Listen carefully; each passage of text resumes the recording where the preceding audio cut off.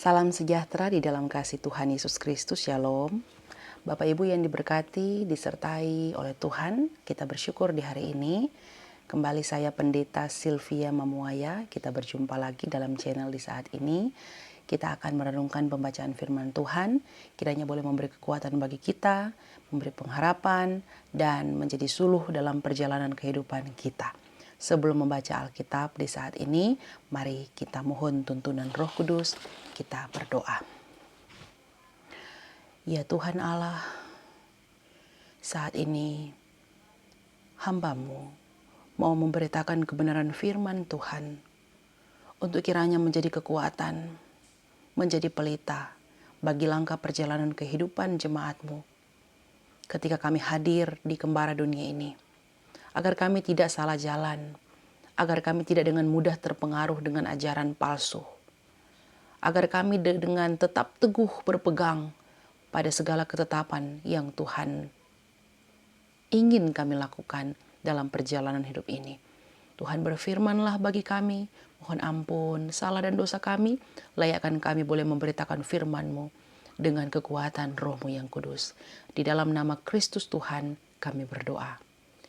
Amin. Bapak Ibu saudara-saudara yang diberkati oleh Tuhan, sebelum membaca Alkitab, saya ingin mengangkat sebuah perenungan bersama bagi kita sebagai gereja Tuhan. Di saat ini kita sering berpikir begini bahwa bagaimana kita menyelaraskan hubungan antara saya sudah diselamatkan dan saya masih perlu mengusahakan supaya saya bisa diselamatkan. Bagaimana kita menaruh percaya kepada kasih karunia yang diberikan oleh Tuhan, tetapi di sisi yang lain beberapa ayat dan bacaan menuntut kita, kalau kau taat dan setia, kau dibenarkan oleh Allah. Nah, karena itu kita butuh tuntunan firman Tuhan. Mari kita membaca bersama di saat ini dalam surat Paulus kepada jemaat di Roma pasal 5 ayat 1 hingga 11. Hasil pembenaran. Roma pasal 5 ayat 1 sampai 11. Sebab itu kita yang dibenarkan karena iman, kita hidup dalam damai sejahtera dengan Allah oleh karena Tuhan kita Yesus Kristus. Oleh Dia kita juga beroleh jalan masuk oleh iman kepada kasih karunia ini. Di dalam kasih karunia ini kita berdiri dan kita bermegah dalam pengharapan akan menerima kemuliaan Allah. Dan bukan hanya itu saja, kita malah bermegah juga dalam kesengsaraan kita. Karena kita tahu bahwa kesengsaraan itu menimbulkan ketekunan, dan ketekunan menimbulkan tahan uji, dan tahan uji menimbulkan pengharapan. Dan pengharapan tidak mengecewakan, karena kasih Allah telah dicurahkan di dalam hati kita oleh Roh Kudus yang telah dikaruniakan kepada kita. Karena waktu kita masih lemah, Kristus telah mati untuk kita orang-orang durhaka pada waktu yang ditentukan oleh Allah. Sebab tidak mudah seorang mau mati untuk orang yang benar, tetapi mungkin untuk orang yang baik ada orang yang berani mati. Akan tetapi Allah menunjukkan kasih-Nya kepada kita, oleh karena Kristus telah mati untuk kita ketika kita masih berdosa. Lebih-lebih karena kita sekarang telah dibenarkan oleh darah-Nya, kita pasti akan diselamatkan dari murka Allah. Sebab jikalau kita ketika masih seteru diperdamaikan dengan Allah oleh kematian anaknya, lebih-lebih kita yang sekarang telah diperdamaikan pasti akan diselamatkan oleh hidupnya. Dan bukan hanya itu saja, kita malah bermegah dalam Allah oleh Yesus Kristus Tuhan kita, sebab oleh Dia kita telah menerima pendamaian itu. Saudara-saudara yang diberkati Tuhan, apa maksud Paulus dengan mengatakan bahwa kita yang dibenarkan karena iman, kita hidup dalam damai sejahtera dengan Allah? Mari kita perhatikan bersama. Menurut Paulus, tidak ada seorang pun yang dapat dibenarkan di hadapan Allah oleh karena melakukan hukum Taurat. Pasal 3 ayat 20. Menurut kitab Roma. Sebab oleh hukum Tauratlah orang justru mengenal dosa. Sebab dosa itu tidak diperhitungkan kalau tidak ada hukum Taurat. Pasal 5 ayat 13 dari kitab Roma. Apa maksudnya? Jadi sebelum Taurat ada, mencuri bukanlah dosa. Tapi setelah ada Taurat, jangan mencuri, maka mencuri menjadi dosa. Karena ada hukumnya, maka mencuri menjadi dosa. Coba kalau tidak ada hukum yang mengatur, pasti mencuri, membunuh, selingkuh, sembah patung, tidak cari Tuhan, ingini milik orang lain, bersaksi dusta, dan dosa lainnya tidak akan menjadi dosa. Termasuk ketika Tuhan memberi perintah, jangan kau makan buah dari pohon pengetahuan ini. Kata jangan, seandainya tidak diberikan, tidak akan menjadi dosa. Tapi menjadi dosa saat ada perintah, jangan. Nah, sehingga Roma pasal 5 ayat 20 juga bilang bahwa hukum Taurat, hukum Allah ditambahkan supaya pelanggaran menjadi semakin banyak. Apa maksudnya? Hukum Taurat diberikan sebenarnya dengan tujuan supaya makin tertib hidup manusia. Tetapi justru dengan hadirnya Taurat, maka semakin nyatalah dosa itu. Karena manusia langgar ini, manusia langgar itu, semua aturan ditabrak. Maka semakin banyaklah pelanggaran. Tetapi pasal 5 ayat 20b bilang, dan di mana dosa bertambah banyak, disitulah, di sana kasih karunia menjadi berlimpah-limpah. Jadi Taurat diberi untuk tertib hidup, tapi dilanggar. Nah, saat melanggar Taurat, maka makin nyatalah dosa itu. Sehingga saat pasal 5 ayat 20 bilang, di mana dosa bertambah banyak, di sana kasih karunia menjadi semakin berlimpah-limpah. Artinya, saat dosa semakin banyak, saat sebenarnya manusia semakin tak layak menerima pengampunan, semakin bebal, semakin menyakitkan untuk dikasihani, untuk diberi pengampunan, untuk menerima belas kasihan, maka nilai dari sebuah kasih karunia Allah menjadi semakin besar. Karena sebenarnya tak ada satupun dari manusia yang didapati hidupnya benar. Tak ada yang suci, tak ada yang mencari Allah. Semua manusia telah berbuat dosa dan telah kehilangan kemuliaan Allah. Maka saat disebut ayat 1, kita dibenarkan karena iman, maka kita hidup dalam damai sejahtera. Ini menunjuk tentang betapa berbahagianya kita. Betapa bersukacitanya kita. Karena Allah memberi dengan cuma-cuma keselamatan tanpa perlu lagi melakukan Taurat. Maka damai sejahtera diperoleh karena tidak ada lagi Taurat yang membebani manusia untuk bisa tetap bertahan dalam hidup kudus dan bisa tetap bertahan dalam pengudusan itu sendiri. Karena memang bertahan bagaimanapun seseorang tetap ada saja yang dilanggar. Meskipun itu cuma satu ketentuan. Itu pun sudah termasuk pelanggaran. Dan tak layak diterima di sorga. Ini yang pernah disebut oleh Daud dalam Mazmur pasal 32 ayat 1-2. Berbahagialah orang yang diampuni pelanggaran-pelanggarannya dan yang ditutupi dosa-dosanya. Berbahagialah manusia yang kesalahannya tidak diperhitungkan Tuhan kepadanya. Maka orang tidak lagi dibenarkan oleh karena telah melakukan Taurat, tetapi sungguh berbahagia karena pembenaran itu diberikan secara cuma-cuma sebagai kasih karunia. Sekarang pertanyaan, berapa kali Tuhan mengampuni? Jawabnya, sekali untuk selama-lamanya. Kapan Tuhan mengampuni? Di kekekalan waktu.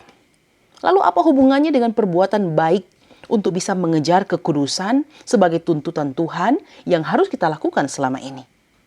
Ingat saudaraku, jikalau Tuhan butuh sebuah perbuatan baikmu untuk selamatmu, maka keselamatan Kristus tidaklah sempurna. Jikalau Kristus butuh sebuah perbuatan baik, artinya bahwa sorga butuh andil saudara dan saya dalam karya selamatnya. Lalu bagaimana dengan anugerah kasih karunia? Namanya juga kasih karunia. Kasih karunia itu sebuah pemberian cuma-cuma. Mana ada kasih karunia butuh syarat? Mungkin kita ingat presiden kita, Bapak Presiden Joko Widodo, dia pernah memberi grasi pada salah satu keluarga dari sebuah keluarga yang mencanangkan dan berhasil melakukan pembunuhan. Mungkin kita ingat peristiwa itu. Nah, saat Bapak Presiden memberi grasi itu, apakah salah satu anggota keluarga itu memiliki suatu kelayakan untuk dijadikan pertimbangan supaya menerima grasi? Tidak. Apa artinya? Tidak ada satupun perbuatan baik yang memungkinkan seseorang dari anggota keluarga pembunuh itu untuk menerima grasi dari presiden. Grasi atau grace, kasih karunia, diberikan secara cuma-cuma tanpa perlu sebuah perbuatan baik. Perbuatan baik takkan bisa membawamu ke sorga. Titus 3 ayat 5. Tuhan di kekekalan, lintas ruang, lintas waktu, menyelamatkan kita. Bagaimanakah bisa perbuatan baikmu kini dan di sini menyelamatkanmu?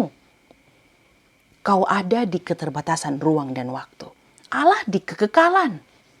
Maka 2 Timotius 3 ayat 17 bilang, dengan demikian, tiap-tiap manusia kepunyaan Allah diperlengkapi untuk setiap perbuatan baik. Jadi perbuatan baikmu hanyalah tanda bahwa kamu manusia kepunyaan Allah yang sudah diperlengkapi sebagai orang yang sudah diselamatkan. Dan bukan bahwa perbuatan baikmu menjadi jalanmu ke sorga. Jadi perbuatan baikmu itu cuma mengkonfirmasi bahwa kamu manusia yang diselamatkan Allah. Inilah yang disebut hidup dalam damai sejahtera dengan Allah karena Allah mengangkatnya dari ketidaklayakan kepada kelayakan. Dari neraka karena terbuang oleh dosa dipindahkan ke surga. Karena Allah memberikannya keselamatan bukan lagi dengan harus memenuhi tuntutan Taurat. Tapi menerimanya sebagai pemberian yang cuma-cuma. Maka sungguh damai sejahtera melingkupi. Karena Tuhan memberi selamat dengan cuma-cuma. Tapi ada orang tanya begini, kalau begitu, untuk apa saya berbuat baik? Toh baik atau tidak akan mempengaruhiku dalam status sudah selamat. Kan perbuatan baik tidak menyelamatkan. Ingat saudaraku, pertama benar bahwa di sini kau selamat, memperoleh kasih karunia. Maka di sini kau akan diperlengkapi untuk berbuat baik. Sehingga jika kau tak melakukan apa yang dikenan oleh Allah itu hanya mengkonfirmasi dirimu bahwa engkau memang tidak pernah diperlengkapi Allah untuk suatu perbuatan baik. Kedua, kita ada di keterbatasan waktu. Bagaimana bisa kita memahami selamat yang Allah kerjakan di kekekalan waktu, sedangkan kita ada di keterbatasan waktu? Maka kita butuh Alkitab untuk memahami maksud Allah itu. Dan Alkitab suruh kita, apa? Taatlah, setialah, sangkal dirimu, pikul salibmu. Jagalah hatimu dengan segala kewaspadaan, karena dari situlah terpancar kehidupan. Jaga mulutmu dari ucapan-ucapan menipu. Kasihilah sesama manusia. Lakukan setiap ketetapan Allah. Itulah bagianmu. Maka orang memperoleh selamat bukan lagi sebagai upah atas pekerjaan perbuatan baiknya, Roma 4 ayat 4, tetapi sebagai hadiah dari Allah meskipun sebenarnya dia tidak layak menerima selamat itu, Roma 4 ayat 5. Dia diizinkan memperoleh jalan masuk oleh iman kepada kasih karunia. Tetapi ingat, kasih karunia ini tak selalu akan membuat dia hidup tanpa tantangan. Sebab justru kasih karunia ini membuat dia bisa bermegah juga dalam kesengsaraan. Mengapa kemegahan seorang yang memperoleh kasih karunia ini justru pada kesengsaraannya? Sebab biasanya kan kemegahan kita adalah pencapaian kita lewat karir, dalam pekerjaan, sukses naik gaji kita, kemegahan kita, kemegahan-kemegahan lain yang juga dinikmati oleh orang dunia, itulah kemegahan kita. Maka mengapa kemegahan justru ada dalam kesengsaraan? Karena orang yang menerima kasih karunia tahu jalan sengsara akan membawanya semakin tekun mencari Allah. Dan ketekunan dalam mencari Allah akan membuatnya terlatih untuk tahan uji, yang kemudian akan membawanya belajar berpengharapan hanya pada Allah. Beda dengan orang yang tidak diberi kasih karunia. Sengsara adalah sesuatu yang harus dihindari. Dia tak tahu sengsara adalah jalan menuju kepada Bapa. Sayangnya banyak orang berpikir bahagia oleh berkat-berkat Tuhan adalah jalan pada Bapa. Saudara salah. Kesengsaraan adalah jalan untuk membuatmu menuju kepada jalan di mana keberpengharapanmu yang sungguh akan kau gantungkan hanya pada Tuhan. Maka manusia yang memperoleh jalan masuk oleh iman kepada kasih karunia ini pasti tidak akan terlalu memusingkan lagi urusan-urusan duniawi, pencapaian duniawi, sukses duniawi. Sekalipun tentu itu bisa ditambahkan Allah kepadanya sebagai upah atas kesetiaan selama hidup di dunia ini. Maka kemegahan seorang yang memperoleh kasih karunia justru terletak saat segala hidupnya digantungkan dalam pengharapannya yang sungguh pada Allah. Mengapa demikian? Karena dalam sengsaranya dia akan semakin bertekun mencari Allah. Sebab bagaimana mungkin orang mencari Allah dalam bahagianya? Pastilah bahagianya ialah apa yang dimilikinya. Popularitasnya, uangnya, suksesnya, apapun itu. Sehingga saat seseorang mengalami sengsara, saat itulah dia akan belajar bagaimana bertekun mencari Allah. Sengsara di sini bukan dalam pengertian kurang uangmu, kurang kasih sayangmu, kurang berkatmu. Bahkan bisa jadi saat kau jadi istri yang hidupnya benar, suamimu hidupnya tidak benar. Pasanganmu tidak benar, tapi kau harus tetap bertahan dengan dia. Karena ingat, sumpah nikahmu dulu itu sengsara. Sengsara bisa jadi saat kau mau hidup benar, akhirnya kau jujur. Tapi saat kau jujur, kau sengsara. Kalau saja kau tak jujur, kau bahagia. Tapi karena anak Tuhan, kau pilih jujur, akhirnya sengsara. Rugi. Sengsara bisa jadi kamu difitnah orang, tapi kamu sabar, tidak membalas. Tetap tersenyum memandang dia dan berbesar hati diperlakukan tidak baik. Itu sengsara. Sengsara bisa jadi karena kau anak Tuhan yang baik. Sebenarnya untuk memuaskan hatimu atas bencimu, marahmu, gerammu pada seseorang, kamu akan meluapkannya dengan menggebu-gebu. Tapi karena kamu mau jadi anak Tuhan yang baik, maka sungguh sengsara menahan hati ini untuk tidak membenci, tidak marah, tidak geram pada siapapun. Padahal sebenarnya kau punya kekuatan melawannya. Namun tidak kau lakukan. Itu sengsara. Dan sengsara yang membawa pada ketekunan itu akan membawamu semakin tahan uji. Tahan menerima penghinaan. Saat sebenarnya kamu sedang melakukan perbuatan terpuji, namun dikata-katai.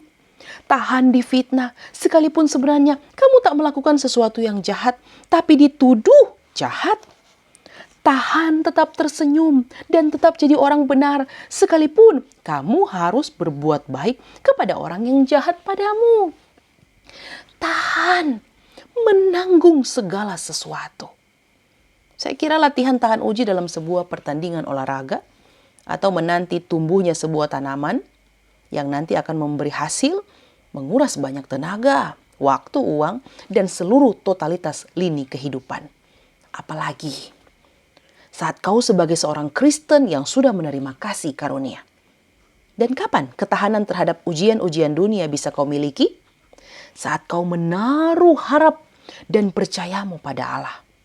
Bahwa Allah yang sudah menyelamatkanmu akan menguatkanmu menanggung segalanya. Bahwa Allah tidak akan meninggalkanmu sebab janjinya kau pegang teguh sebagai janji yang akan ditepatinya. Bahwa Allah tidak akan pernah meninggalkan hidupmu sekalipun mungkin kau harus berjalan di lembah kekelaman, bahkan maut sekalipun. Orang yang dikaruniai iman akan selalu percaya, pengharapannya tidak akan mengecewakan. Karena kasih Allah dicurahkan dalam hati kita oleh Roh Kudus yang dikaruniakan kepada kita. Maksudnya ialah, setiap orang yang dibenarkan karena iman selalu tahu bahwa dia akan selalu dimampukan Allah lewat kekuatan Roh Kudus yang dikaruniakan Allah kepadanya dalam melalui setiap kesengsaraan di kehidupan. Dia selalu tahu, meskipun aku ditipu orang, Tuhan akan membela perkaraku. Meskipun aku diperlakukan tidak baik oleh orang, saat yang sama aku tak pernah jahat padanya, Tuhan yang akan selalu menguatkanku. Meskipun aku susah uang, Tuhan akan tetap memeliharaku. Meskipun aku menerima ketidakadilan sebagai kakak dari adik, adik dari kakak, sebagai istri dari suami, suami dari istri, terhadap siapapun, Tuhan akan menunjukkan keadilannya padaku. Meskipun aku sengsara karena orang-orang memperlakukanku dengan semena-mena, Tuhan akan ada untukku. Paulus bilang, karena waktu kita masih lemah. Jadi lemah di sini menunjuk pada apa?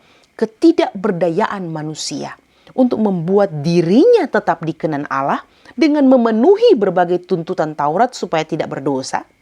Maka saat kita masih lemah, untuk membawa diri kita supaya bisa selamat, Kristus yang telah mati untuk kita. Apa maksudnya? Di saat manusia menunjukkan kelemahan, ketidakberdayaan, bahwa ternyata dia tak bisa membawa dirinya dikenan Allah. Kelemahan manusia untuk bisa menyelamatkan dirinya dari keterbuangan karena dosa. Di saat oleh kelemahannya ternyata dia tak mampu membawa dirinya sendiri, maka Kristus telah mati baginya pada waktu yang ditentukan Allah. Kapan waktu yang ditentukan Allah? Efesus 1 ayat 4-5, dia bilang begini.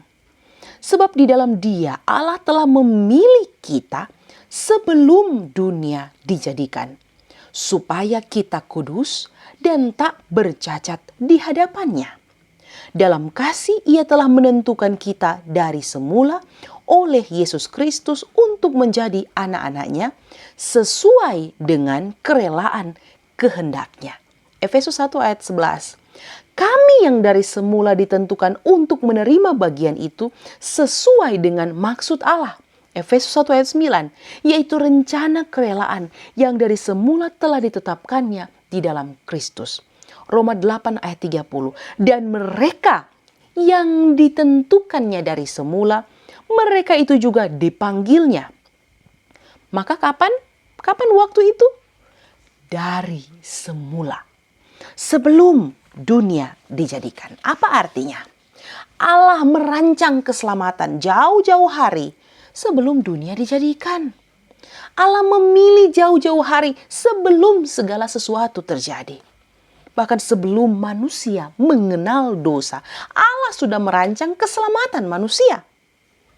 Nah, sekarang pertanyaannya, apakah bisa kita mengatakan semua Tuhan sudah atur? Semua kok Tuhan sudah tentukan. Bahkan pakai baju merah, pakai baju hitam, pakai baju biru, itu sudah ditentukan. Malah beberapa orang dengan mudahnya akan berkata, dia mati bunuh diri, itu sudah ditentukan Tuhan. Dia punya simpanan, itu sudah ditentukan Tuhan. Dia menipu, dia mencuri, dia mabuk-mabukan, dia iri, sombong, itu sudah ditentukan Tuhan. Saya percaya Tuhan tidak merancang dosa. Malah diberinya pohon pengetahuan yang baik dan jahat supaya manusia tahu di mana batasannya. Lalu mengapa Allah sepertinya membiarkan dosa? Roma 6 ayat 12, Roma 13 ayat 14, Galatia 5 ayat 24, Yakobus 1 ayat 14, 1 Yohanes 2 ayat 17 bilang bahwa dosa itu timbul oleh keinginan manusia itu sendiri. Jadi apakah Allah yang merancang dosa? Tidak. Lalu mengapa sepertinya kejatuhan manusia dalam dosa adalah bagian dari rancangan Allah? Dan mengapa Allah tidak menahan Adam dan Hawa supaya tidak jatuh dalam dosa? Sekali lagi, saya katakan, Allah tidak merancang dosa. Tetapi Allah tahu bahwa manusia sebagai ciptaan bisa jatuh ke dalam dosa. Maka dalam rancangan Allah lah, dosa diizinkan oleh Allah untuk bisa terjadi. Tapi bukan Allah yang menjadikannya. Keinginan manusialah untuk menjadi seperti Allah yang membuat manusia itu jatuh ke dalam dosa. Allah tidak merancang dosa, tapi Allah tahu manusia akan melawannya. Tapi sudah tahu bahwa manusia mau melawannya pun, dia masih mau menjadikannya segambar dan serupa dengannya. Saya berikan pengandaian begini. Saat saudara dan saya tahu bahwa waktu yang lalu daging babi sempat populer diserang penyakit di negara kita Indonesia. Apakah serta-merta saudara dan saya berhenti makan daging babi? Tidak. Mungkin ada yang berhenti, tapi ada juga yang tidak berhenti. Semua kita masih bisa makan hingga hari ini. Apalagi kalau harganya sedang murah-murah. Sekarang, kalau Allah punya keinginan atas apa yang disukainya, di manakah salahnya Allah menciptakan manusia? Sekalipun dia tahu manusia akan melawannya. Namanya juga Allah. Bagaimana mungkin kita bisa berkata Allah tidak adil? Allah kok begitu? Yesaya 14 ayat 27 berkata, Tuhan semesta alam telah merancang. Siapakah yang dapat menggagalkannya? Tangannya telah terancung. Siapakah yang dapat membuatnya ditarik kembali? Maka di keberdosaan manusia yang diketahui oleh Allah itulah Allah menyukseskan rencananya. Maka saat Allah menjadikan langit dan bumi, dia tahu bahwa manusia akan memberontak terhadapnya. Sehingga dari semulalah Kristus diutus untuk memulihkan segala sesuatu. Maka Kisah Para Rasul 3 ayat 20-21 bilang, agar Tuhan mendatangkan waktu kelegaan dan mengutus Yesus yang dari semula diuntukkan bagimu sebagai Kristus. Kristus itu harus tinggal di sorga sampai waktu pemulihan segala sesuatu seperti yang difirmankan Allah dengan perantaraan nabi-nabinya yang kudus di zaman dahulu. Maka keselamatan sudah dirancang Allah bahkan sebelum dunia dijadikan. Tapi dalam memenuhi bukti selamatnya bagi dunia, dia masuk dalam keterbatasan waktu, membatasi diri dari tak terbatas. Allah kan tak terbatas ruang, tak terbatas waktu. Dari beyond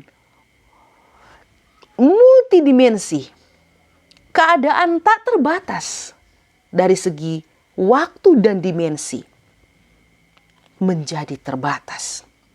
Kapan itu waktu dia jadi terbatas? Kurang lebih diprediksikan tahun 2 sebelum Masehi atau 4 atau 6 sebelum Masehi sampai 31 Masehi. Saat dia hidup sebagai manusia. Dan ayat 6 bacaan Roma pasal 5 ini yang kita baca penunjuk bahwa kematian Kristus untuk orang-orang durhaka tidak terjadi setelah manusia jatuh ke dalam dosa.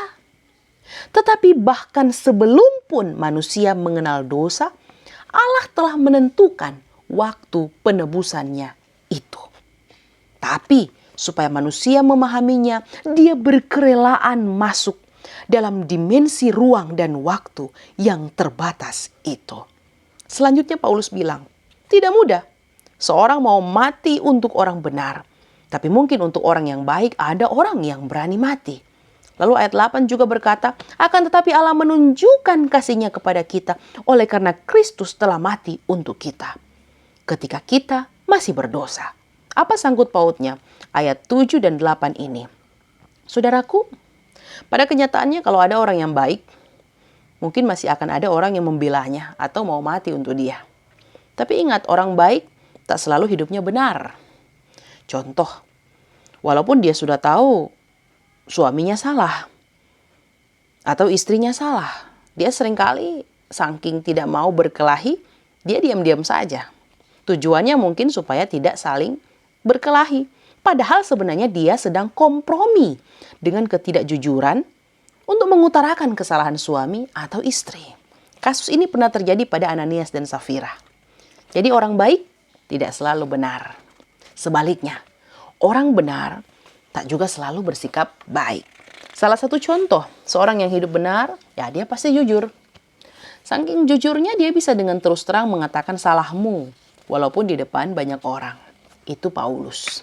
Dia pernah bilang dalam suratnya, 1 Timotius 1 ayat 20, Himenius dan Alexander yang telah kuserahkan kepada iblis, supaya jerah mereka menghujat.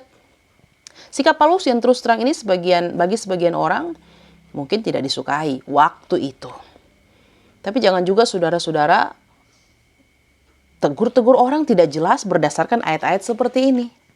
Telusuri dulu, teguranmu itu benar-benar teguran dengan hati ingin membangun atau dengan hati iri, benci, dan dengki. Sehingga jangan sampai selumbar pun kau jadikan ukuran dalam menghakimi sesamamu lalu bilang, Paulus kan begitu. Alkitab kan bilang teguran nyata lebih baik daripada kasih tersembunyi. Maka Paulus bilang, kalau untuk orang baik, mungkin masih ada orang yang mau mati. Tapi kalau untuk orang benar, tidak mudah orang mau mati untuk dia. Apalagi Kristus. Dia tidak mati untuk kita karena baiknya kita. Dia tidak mati untuk kita karena benarnya kita. Tapi dia mati untuk kita meskipun kita orang berdosa. Kapan dia menentukannya? Waktu kita masih berdosa. Untuk siapa dia mati? Untuk orang berdosa. Sama seperti kita. Bukan untuk orang baik. Apalagi orang benar.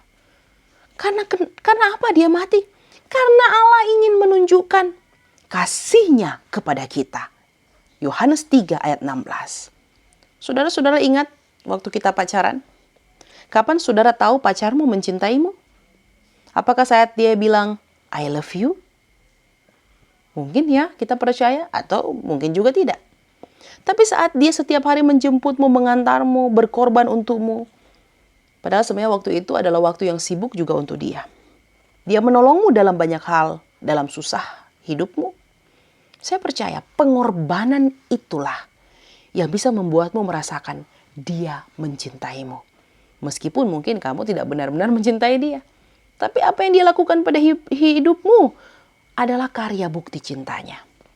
Maka Allah menunjukkan pengorbanannya dengan Kristus yang mati bagi kita ketika kita masih berdosa. Allah mendemonstrasikan kasih-Nya kepada dunia dengan tujuan supaya saudara dan saya tahu apa itu kasih. Allah membuktikan apa itu cinta sejati sehingga orang yang mengerti arti dari pengorbanan Allah akan pula mampu mendemonstrasikan itu bagi dunia. Karena tahu, sadar dan mengerti. Dia pun menerima kelayakan dalam ketidaklayakan. Maka kebencian, iri hati, kedengkian takkan merasuk pikiran dan hatinya. Karena kasih akan selalu merasuk hati, pikiran, bahkan seantero hidupnya. Hanya orang yang mengerti kasih Allah, ia akan mampu mendemonstrasikan kasih itu di hidupnya. Dan keyakinan karena kita telah dibenarkan oleh darah-Nya akan membawa kita pada kepastian bahwa kita pun akan diselamatkan dari murka-Nya. Karena apa? Karena saat masih seteru saja, masih bermusuhan dengan Tuhan Allah karena jatuh dalam dosa, asih toh kita sudah diperdamaikan oleh kematian anaknya. Terlebih sekarang, pasti akan diselamatkan oleh hidupnya Kristus dan dari murkanya Allah. Apa artinya? Saudara-saudara, saat manusia jatuh dalam dosa, manusia terusir dari Eden. Manusia terpisah dari Allah karena merusak gambar Allah dalam dirinya. Maka manusia berseteru dengan Allah karena dosa. Tidak ada jembatan yang bisa menghubungkan Allah dengan manusia. Bahkan di saat manusia ingin berdamai dengan Allah, manusia menjadi semakin berdosa sehingga Allah membinasakan lewat air bah. Dipilihnya Nuh serta keluarganya karena bergaul dengan Allah. Tapi dalam bergaul dengan Allah pun, sehabis peristiwa air bah, apa yang dilakukan Nuh? Ia mabuk. Ia telanjang dalam kemahnya. Sehabis itu, manusia justru semakin larut dalam dosa. Itu peristiwa Sodom dan Gomora. Sehingga dimusnahkanlah mereka. Ini yang disebut dengan ketika kita masih seteru. Jadi ketika kita masih seterunya Allah karena berbuat dosa sejak Adam dan Hawa, kita sudah diperdamaikan dengan Allah oleh kematian anaknya. Lalu orang tanya, kan tahun lahirnya Yesus kurang lebih 2 sebelum Masehi, atau mungkin 4 atau 6 sebelum Masehi sampai 31 Masehi. Dosa Adam kan ribuan tahun yang lalu. Bagaimana bisa Allah memperdamaikan dirinya dengan manusia? Lalu ada juga orang tanya begini, kalau Allah berdamai dengan manusia tahun kurang lebih 31 Masehi, bagaimana dengan kita yang hidup di 2023? Apakah dosa kita sudah tercover sebelumnya? Kan kita belum berbuat dosa. Nah, saudara-saudara, saat Paulus bilang, saat kita masih seteru, ini tidak menunjuk pada dosa masa lalu saja. Atau dosa-dosa manusia masa lalu saja. Tapi menunjuk pada dosa sejak kejatuhan Adam dan Hawa yang merasuk terus-menerus. Sampai pada keturunan-keturunannya si Adam dan Hawa. Termasuk kita semua. Yang membuat manusia jadi seterunya Allah, musuhnya Allah. Maka pasal 5 ayat 14 bilang, sungguh pun demikian. Maut telah berkuasa dari zaman Adam sampai kepada zaman Musa.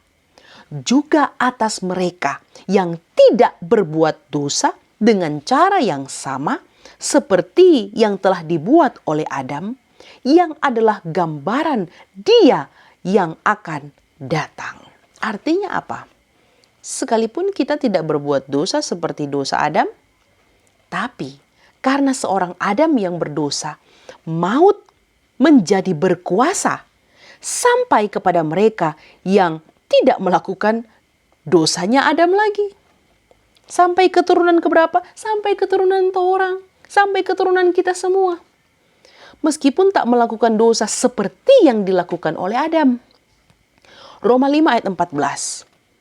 Sehingga perseteruan antara Allah dan manusia yang dimulai dari seorang Adam yang sudah diperdamaikan oleh seorang Kristus memberikan sebuah jaminan bukan hanya diperdamaikan tapi pasti akan diselamatkan dari murka Allah karena hidupnya Kristus sudah menghidupkan kita yang sudah mati oleh pelanggaran-pelanggaran dosa yang dimulai oleh seorang Adam. Jadi sama seperti oleh ketidaktaatan satu orang, semua orang telah berdosa. Demikian pula oleh ketaatan satu orang, semua orang menjadi orang benar. Roma 5 ayat 19. Maka kita bermegah dalam Allah oleh Yesus Kristus. Karena oleh Dialah kita menerima pendamaian itu. Apa pesan firman bagi kita semua? Pertama, kita sungguh berlimpah damai sejahtera karena keselamatan tidak kita beli dengan sebuah perbuatan baik atau karena sudah memenuhi tuntutan Taurat. Tapi hanya oleh imanlah kita dibenarkan. Iman kepada Yesus Kristus yang membawa kita hidup. Tidak ada perbuatan baik yang bisa menghentarmu masuk oleh iman kepada kasih karunia. Kristuslah yang membawamu. memungkinkanmu bisa menerimanya. Maka Efesus 2 ayat 8-9 berkata, sebab karena kasih karunia kamu diselamatkan oleh iman. Itu bukan hasil usahamu, tetapi pemberian Allah. Itu bukan hasil pekerjaanmu. Jangan ada orang yang memegahkan diri. Maka saudaraku, kalau kau orang selamat, tapi selalu merasa semua karena kamu, semua karena hasil usahamu, semua karena baiknya kamu, semua bisa kamu gapai karena kamu, termasuk jika aku bisa hidup dalam keagamaanku, dalam kebaikanku, karena aku baik, maka kamu mirip seorang muda yang kaya raya yang tidak mau meninggalkan hartanya untuk mengikuti Yesus dan berpikir bisa membeli sorga dengan kebaikannya, bisa membeli sorga dengan ketaatannya. Dan Tuhan tidak menyukai itu. Maka kalaupun kita bermegah, kita hanya bisa bermegah dalam pengharapan kita. Pengharapan apa? Pengharapan akan menerima kemuliaan Allah. Maksudnya bagaimana? Bahwa kebaikan yang dilakukan itu akan memperoleh penghargaan dari Allah, yaitu kemuliaan dari Allah dan bukan kemuliaan dari manusia. Sehingga kemuliaan diri pasti tidak akan jadi prioritas dalam hidupmu, termasuk saat kau berbuat baik. Maka jangan sampai nilai hidup yang kau kejar adalah kemuliaan dunia. Jangan sampai kau berbuat baik supaya dikenal baik. Jangan sampai kau berbuat baik untuk mengangkat nilai dirimu dalam pandangan dunia. Jangan sampai kau berbuat baik untuk tujuan-tujuan terselubung apapun. Harusnya kau berbuat baik dan bermegah dalam kebaikanmu itu karena kau tahu kau akan menerima kemuliaan Allah kelak yang akan diberikannya kelak. Sebab bahkan pun kau mengalami kepahitan dan kegetiran hidup, dalam hidup benarmu, pasti hidupmu tetap bahagia. Bahagia bukan karena kau suka akan kepahitan dan kegetiran, tapi karena kau tahu Allah akan memberikan kepadamu kemuliaannya kelak. Maka keberpengharapanmu itulah yang menjadi peganganmu yang kuat, yang diberikan Allah sebagai hasil pembenaran dari pembenaran Kristus. Maka benarlah ayat 3 dan 4. Kesengsaraan menimbulkan ketekunan, ketekunan menimbulkan tahan uji menimbulkan pengharapan. Pesan firman yang kedua, orang yang memperoleh jalan masuk oleh iman kepada kasih karunia Allah ini, bahkan pun akan menikmati kesengsaraan dalam hidup. Seperti ayat 3 dan 4 bilang tadi. Mengapa bisa dinikmati? Karena dia tahu pengharapannya tidak mengecewakan. Sebab kasih Allah ada dalam hatinya. Orang yang hidup dibenarkan karena iman akan selalu menaruh harapnya pada Allah, pada kemuliaan Allah. Karena dia tahu Allah tidak akan mengecewakan. Maka sengsara pun akan dinikmatinya. Sayangnya, kita tak selalu menikmati kesengsaraan. Entah sengsara karena diperlakukan tidak baik oleh sesama, sengsara karena difitnah yang tidak-tidak, sengsara karena sudah berbuat baik pun masih dikata-katai, sengsara karena sepertinya tidak ada yang menghargai, sengsara karena kau tak sepantasnya diperlakukan seperti itu, tapi kau mau menanggung semuanya itu. Sengsara karena kebenaran. Asalkan bukan sengsara karena salahmu sendiri kau sengsara. Sebab 1 Petrus pasal 2 ayat 20 bilang juga, kalau kau sengsara dipukul orang karena kau berbuat dosa, apakah itu dapat disebut pujian? Jadi sengsara hidup karena kau salah oleh kesalahanmu sendiri, itu bukan sengsara. Tapi disebut adalah kasih karunia. Jika seorang karena sadar akan kehendak Allah, menanggung penderitaan yang tidak harus dia tanggung. 1 Petrus 2 ayat 19. Pesan firman yang ketiga. Tidak ada perbuatan baik yang bisa menyelamatkan kita. Titus 3 ayat 5 berkata, pada waktu itu Dia telah menyelamatkan kita, bukan karena perbuatan baik yang telah kita lakukan, tapi karena rahmat-Nya oleh permandian kelahiran kembali dan oleh pembaharuan yang dikerjakan oleh Roh Kudus. Ingat, kalau soal perbuatan baik, amal, moral, banyak orang juga berbuat baik. Malah memiliki moral yang jauh lebih unggul dari orang Kristen. Lalu apa bedanya perbuatan baik kita dengan mereka? Banyak agama berbuat baik, berbuat amal, malah membagi-bagi hartanya. Ada yang bertujuan untuk sebuah kesempurnaan menuju nirwana melalui reinkarnasi atau kelahiran kembali. Ada yang bertujuan menabung amal di sorga. Dan banyak orang yang beragama bahkan yang ateis berbuat baik untuk tujuan-tujuannya tersendiri. Lalu apa bedanya kita dengan mereka? Ingat, 2 Timotius 3 ayat 17. Setiap orang kepunyaan Allah akan diperlengkapi untuk setiap perbuatan baik. Lalu apa bedanya? Kalau kau milik Allah, pasti perbuatan baiknya berbeda. Sekalipun semua orang berbuat baik, termasuk orang Kristen kebanyakan. Tapi pasti tak sama kualitasnya. Apa yang membedakan? Roh Kudus yang dicurahkan di dalam hatinya pasti akan membuat dia memiliki kasih Allah dalam hidupnya. Roma 5 ayat 5. Apa itu kasih Allah? Yohanes 3 ayat 16 menjelaskan Allah rela mengaruniakan anaknya yang tunggal untuk manusia. Maka perbuatan baik dari seseorang yang sudah menjadi milik Allah, dia pasti rela. Dia tak akan menuntut balas. Karena dia pasti akan melakukan juga sama seperti yang dilakukan Bapa. Rela mengaruniakan anaknya yang tunggal. Apa artinya? Anak yang tunggal sebenarnya adalah istilah yang dikenakan pada Kristus sebagai milik Allah yang berharga satu-satunya. Istilah ini bukan menunjuk bahwa Allah punya anak atau Allah beranak, tapi menunjuk pada bagaimana Kristus menjadi satu-satunya milik kepunyaan Allah yang bahkan pun tak diperhitungkannya untuk diberikannya hanya demi manusia-manusia pembuat dosa.